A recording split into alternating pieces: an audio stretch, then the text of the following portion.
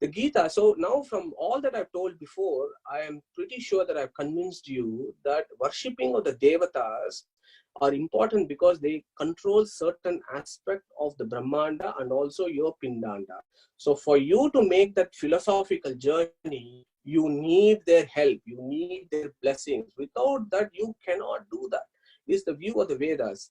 Krishna or Vedavyasa, on the other hand, seems to indicate something else, but that needs to be taken in concept. So, for example, in the 7th chapter, he says, last verse I've underlined, Devan Devayajo Yanti, Madbhakta Yanti Mamapi. So he says, so the fellows who worship other devatas go to those devalokas, but the ones that worship me come to me. So what does that mean? Does that mean that we should not worship any of the other devatas and we should worship only Vishnu?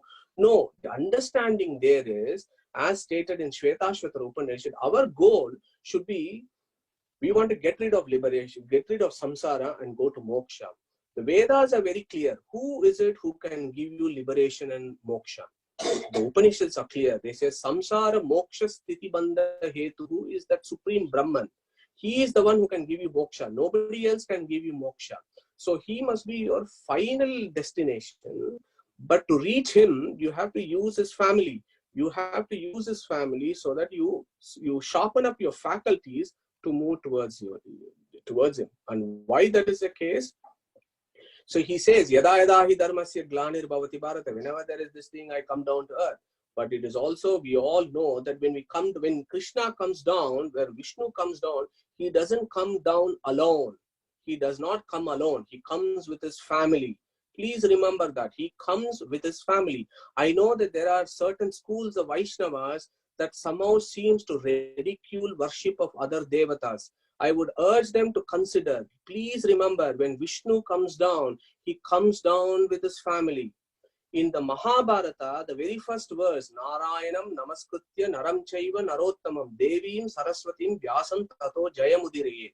In this very first verse, Vyasa has summarized the key family members who come down with Narayana. Okay, who are these? Naram, that is Sesha. Narottama is Bhima.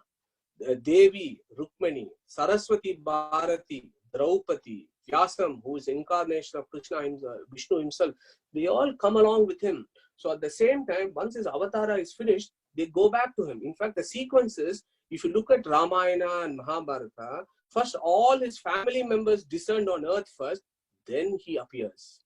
Okay, so his family members is extremely important for him. So my summary slide here is, God should be worshipped along with his family. In the Vedas, they are called Parivara Devatas. Devatas themselves should not be worshipped as Sarvottamas because they cannot give you moksha. If moksha is your desire, you have to worship Devatas so that you reach Krishna and get Sarva, and then you get your moksha. But Devata worship is essential for your spiritual progress because it fine-tunes our faculties. Devatas are in Pindanda because the Vedas tell us they are there because it is God's will. He has instructed them to be in our Indriyas and look after them. So, and in fact, the Devatas themselves perform their function as a form of worship to the Lord. And there are beautiful verses in the Upanishads talking about this. How even seeing Surya is doing yajna when he sees, because he puts that ahuti of the objects into the sense organs called the eyes, and that is how he is doing yajna, is how the Upanishads describe. So Devatas are also performing their worship. So we worship the Devatas to guide us in the right direction to the Supreme. This is exactly the Ratham analogy that I've told you so many times over the last 4 weeks. That is the next slide, Abhijit. So that is, we move on to the next slide.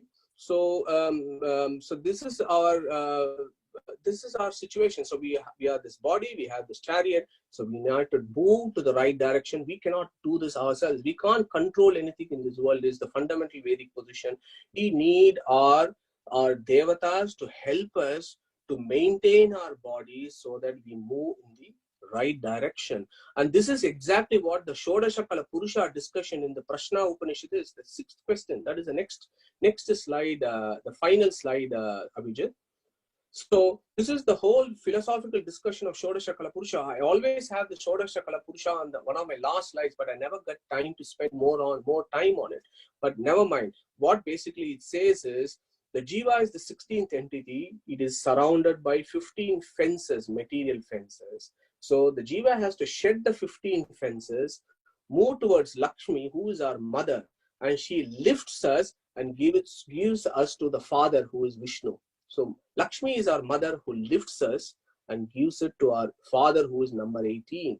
So the number 18 is a key number in philosophy, and we have discussed this so many times. Couple of new things that I found over the last 1 week when I was looking at it. If you look at 15th chapter of Bhagavad Gita, which is the essence of Bhagavad Gita, there are 18 verses and 2 Pala verses, but 18 verses again.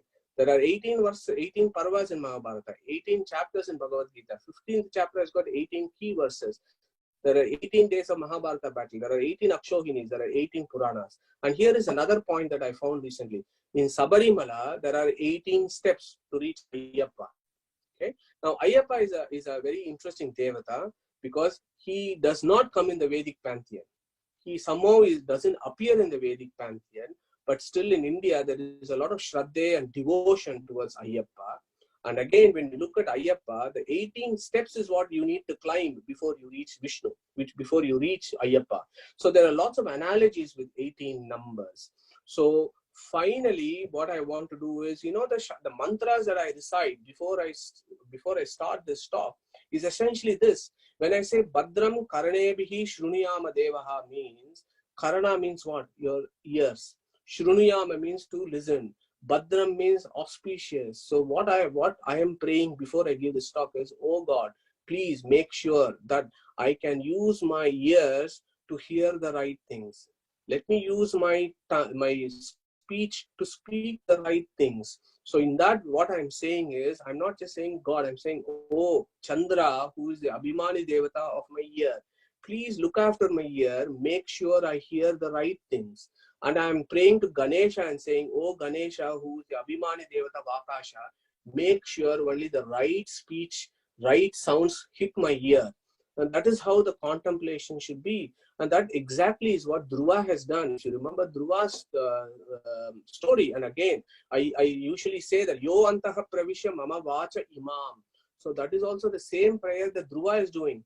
Oh, when I speak, please make sure, please protect my speech. Oh, Abhimani Devatas, protect my speech. But at the same time, oh, the Antaryami who is inside this, please also make sure I do the right speech.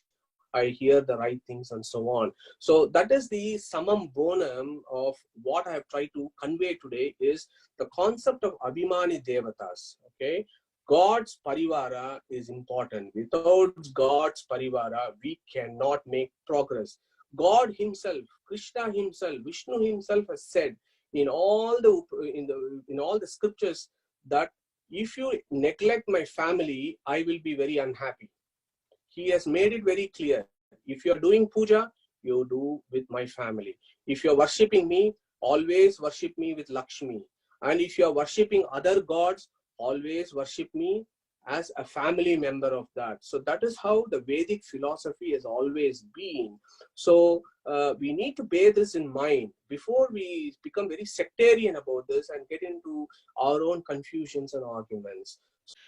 HinduKnowledgeAcademy.com will celebrate Vedic culture and present its philosophies to the modern Hindu in an accessible format. Our ancient heritage is our greatest strength.